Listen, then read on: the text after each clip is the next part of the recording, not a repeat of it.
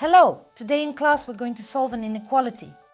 I will write down the same inequality, but I will change the sign.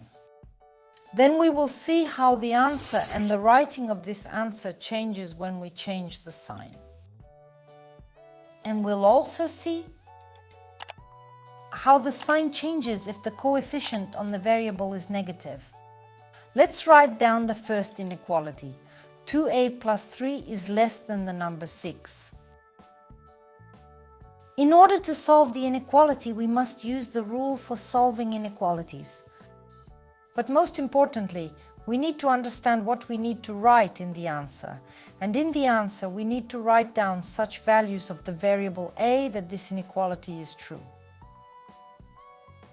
What numbers can we substitute in place of a to make this inequality true? We could go through all these numbers, but it's a long process. That's why there is a clear algorithm for solving inequalities in math. Inequalities are solved just like equations. The only thing is, in equations, that we have the equal sign written down, and in inequalities we have the greater than less than or greater than equals less than equal sign written down. But the algorithm and working with these inequalities is exactly the same as when solving equations.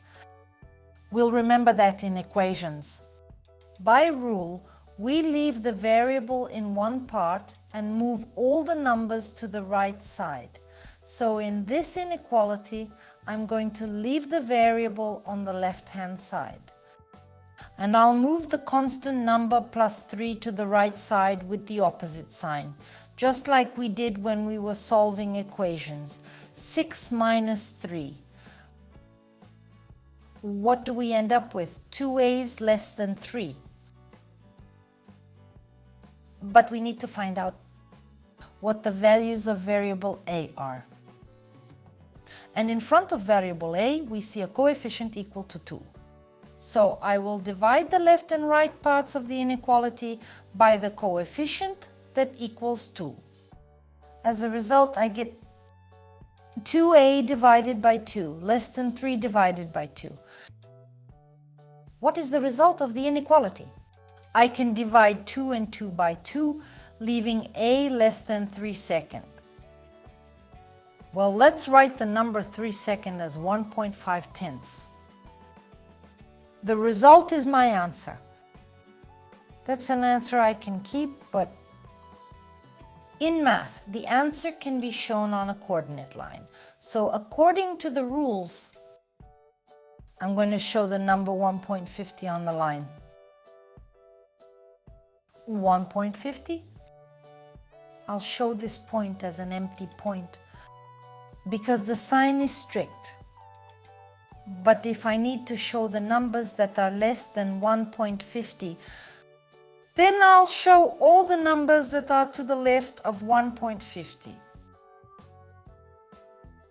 I have shown the solution to our inequality. We know that the solution to an inequality can be written as an interval. Let's remember how to write the solution as an interval. We move from left to the right from the smaller number to the larger number. The smaller number is minus infinity. I can't name the smallest number, so I write down minus infinity.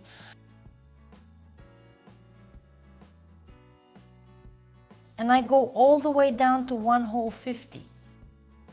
As a result, I have the answer looking like a gap. Next, I write down the same inequality with the sign greater than 6. The solution algorithm is the same, so we will arrive at the same answer. 2a's are greater than 6 minus 3. 2a's are greater than 3. We divide the left and right parts by 2.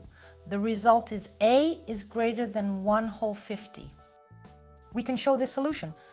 We can show it on a coordinate line. To do this, on the coordinate line, we show the number 1.5 tenths. Notice the sign of the inequality is strict, so the dot is empty. But our solution is located to the right of 1.5 tenths. It's in this part right here. And then, to write this solution as an interval, I have to write down from 1.5 to plus infinity. If this same inequality, I won't have a strict one. I will not write down the solution here, and we can see at once that a is greater than or equal to 1.5 tenths. What changes on the coordinate line? On the coordinate line, our point will be colored. And the solution is all the numbers that are to the right of our point. Then how do we write the answer as an interval? We also write 1.5 tenths to plus infinity, but in this case 1.5 tenths will be written in a square bracket and plus infinity by the parenthesis rule in a round bracket. And let's solve another inequality. Not a strict inequality, but I'll write the quotient as a negative number. Minus 2a plus 3 is greater than equal to 6. What is the result?